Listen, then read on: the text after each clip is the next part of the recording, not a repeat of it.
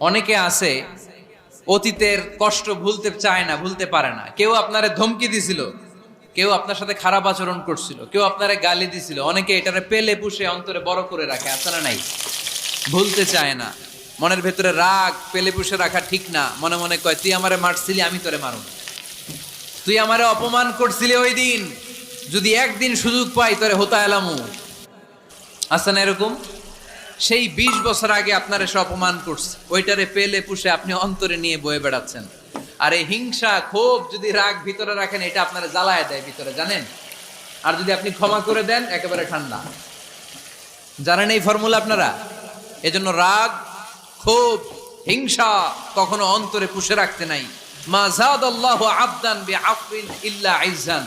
কোন বান্দা যদি তার অন্য কোনো ভাইকে ক্ষমা করে দেয়, আল্লাহ তাআলা ওই ক্ষমাকারীর সম্মান আর মর্যাদাকে বাড়িয়ে দেয়। আল্লাহ